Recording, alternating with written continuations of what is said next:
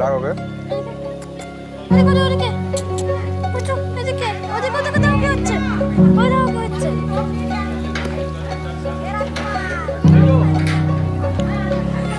এটা তো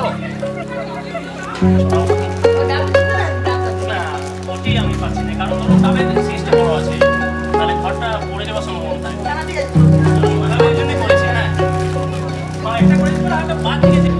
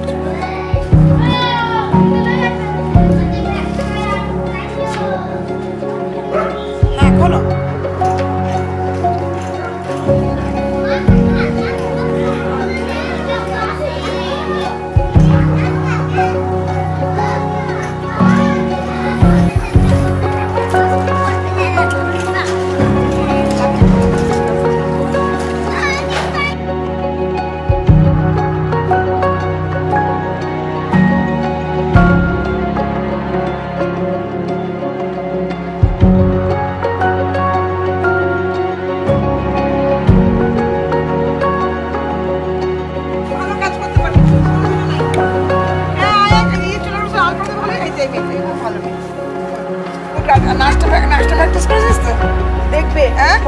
কালকে কম্পিটিশন না কালকে ফুলটা না সুন্দর করে এখানে ভালো করে বাবু শোন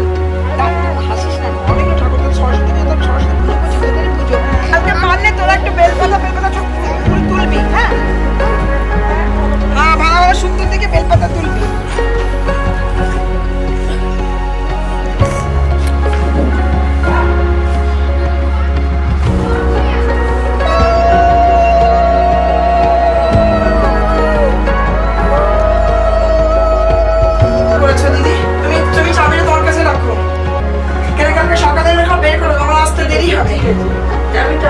তোমার কাছে রাখো ফলগুলো সব কাটাবে আর দিদি আসবে দিদিকে আমি বলে দিয়ে যাচ্ছি হ্যাঁ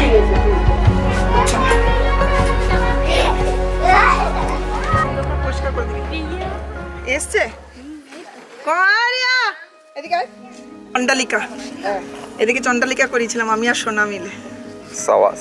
শোনো বাবা ঠাকুরটা রয়েছে সব দেওয়া আছে ফল টল দিদিকে বলে গেলাম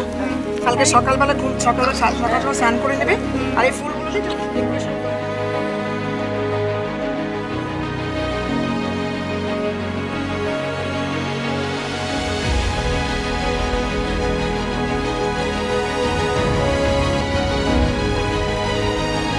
Part of our world where progress shines brightly, there exist hidden corners untouched by development. In these corners live people, resilient, hardworking, and full of dreams,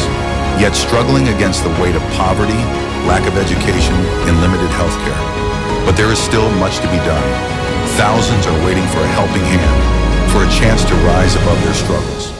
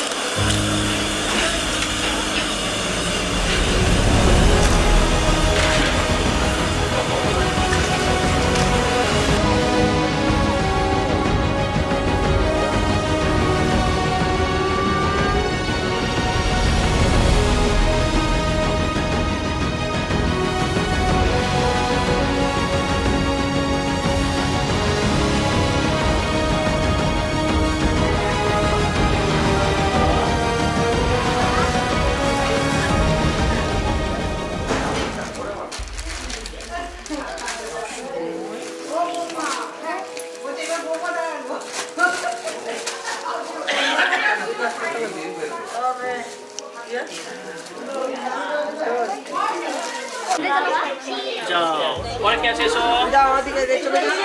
চলে যাবি তুই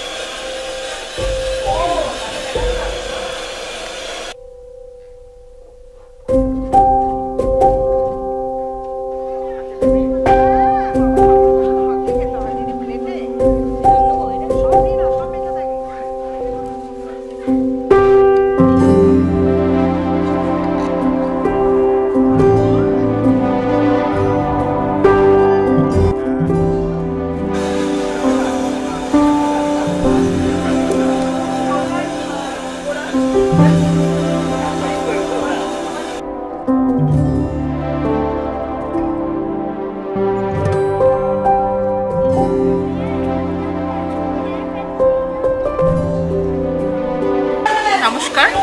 আমি রেশমি আচার্য, স্বজন সুজন নামে একটি স্বেচ্ছাসেবী সংস্থার প্রেসিডেন্ট এবং আমাদের এই স্বেচ্ছাসেবী সংস্থাটি 2021-এ